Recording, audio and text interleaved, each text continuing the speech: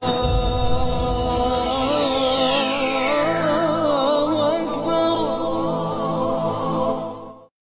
penting saya utarakan, jadi saya ulang lagi. Makanya di Quran itu ilmu tertinggi diantaranya menurut orang tasawuf qulillah tsumma dzarhum fi khaudihim yalabun. Saya itu gak pernah loh takut mati meskipun saya masih muda, karena saya bayangkan mati itu ya baik-baik saja. Ketika saya hidup ya gak tahu cara ngelola nyawa saya, kenapa kok gak pergi. Kamu tahu caranya ngelola nyawa kamu, kok gak mati sekarang? Gak tahu kan? Tahu-tahu masih hidup kan? Tahu-tahu diutang semacam-macam lah. Sebetulnya kita zaman hidup pun nggak tahu cara ngelola nyawa kita, cara kerja jantung kita, cara kerja paru-paru kita. Nanti setelah kita mati pun nggak tahu caranya hidup ketika kita. Tapi anehnya kita, mosok manusia sudah dilemah iso hidup lagi. Memangnya kita sekarang bisa hidup karena kita tahu-tahu ya hidup. Ditekdir anak yang melarat, pese elek, orang lain ditekdir anak kiai Gus Mulyo. Kita kan nggak pernah bisa milih bapak ya ora iso. Ngerti-ngerti anak Karmen, anak Karlan itu sudah nggak tahu. Artinya gini, ya sudah ya Allah, ketika saya hidup ya tidak tahu kenapa saya hidup, pasti Engkau yang menghidupkan.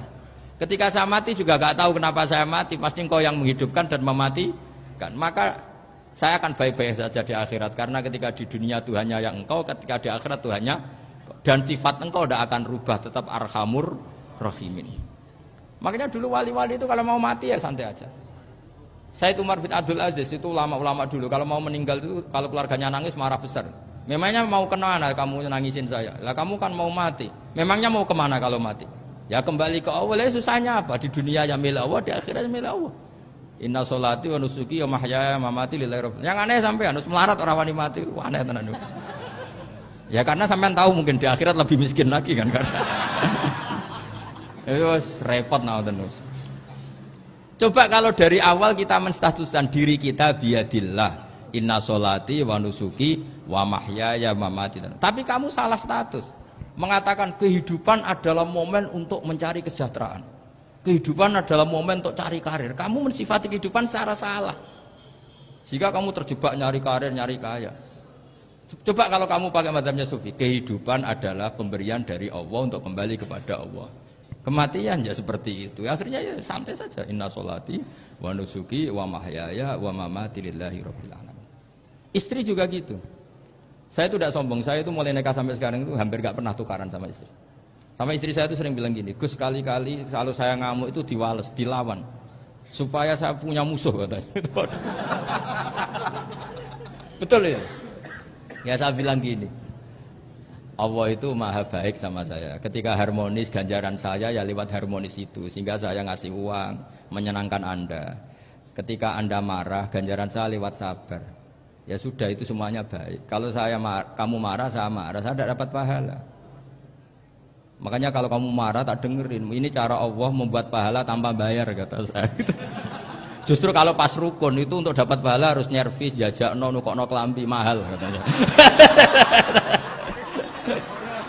Boros itu pahala yang boros katanya. Tapi kalau kamu marah ini pahala paling murah, nggak usah biaya, dapat apa? Pahala. Cukup sabar. Lu itu kalau terlatih lama-lama dapat ya biasa saja. Ulama dulu seperti itu semua.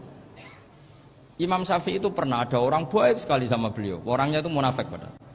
Tapi kalau setelah keluar dari Imam Syafi'i dia memaki-maki Imam Syafi'i. Suatu saat beliau dikasih tahu orang yang tadi muji-muji jenengan itu di luar maki-maki jenengan. Imam Syafi'i itu guyu. Guyu sebenarnya bukan alhamdulillah. Muridnya kan janggal. Ini dikasih tahu gitu. Alhamdulillah. Kenapa Imam Syafi'i dia kan di luar maki-maki jenengan? Berarti aku wong wibawa ning ngarepku rawani. Ya jadi dianggap enteng saja melihat. Berarti aku wong wibawa ning ngarepku ora wani. Ya sudah. Terus ketika ditanya, tapi itu kan bahaya bagi Anda karena memfitnah Anda gini-gini. Kata beliau, zaka Allah. Yang kritiknya bahaya itu hanya Allah Ta'ala. Yang lainnya enggak bahaya. Karena ini makhluk dhaif, gak penting. Loh kamu sampai tersisa dikritik orang karena kamu nganggap makhluk itu penting. Ini gobloknya sampean. Goblok segoblok-gobloknya itu. Coba kalau kamu mensatukan makhluk tetap makhluk, kritiknya tidak penting. Selesai kan? Selesai enggak?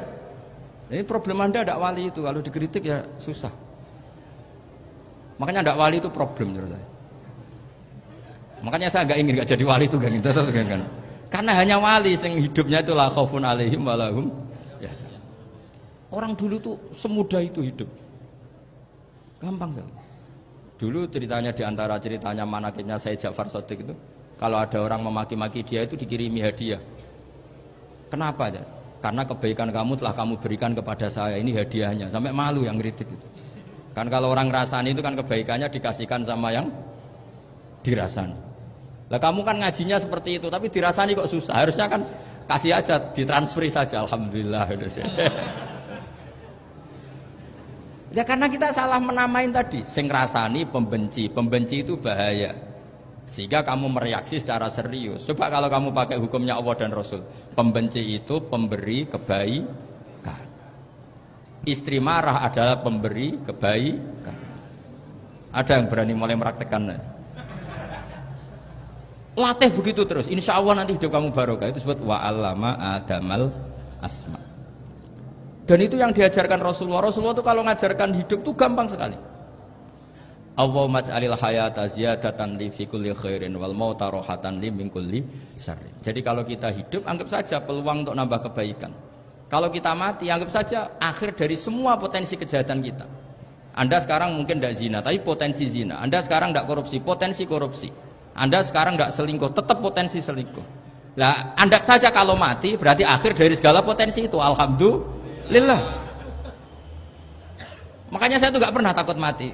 Karena saya misalnya setiap saat mati ya saya nanti akan bilang, ya Allah, ini sudah mau mati berarti mau akhir dari segala potensi keburukan saya. Alhamdulillah. Makanya itu ulama-ulama dulu kalau ada preman mati, saya guys, tonggone ra gelem muni saya. Wah, preman kurang ajar. Saya guys, tonggone tetap ra gelem muni saya. Padahal kiai ini muni, saya guys pun mati pun mboten sakit macam-macam niki pasti. Karena dia dengan mati berarti rohatan mingkuli syarrin, keburukannya tidak terulang lah. Lah keburukan nggak terulang lagi itu saya apa buruk? Saya. Makanya kiainya minta saya nggih niki tonggone cek menengahin. Saya nggih menengahin. Makanya suatu saat kalau ada gitu kamu harus bilang apa?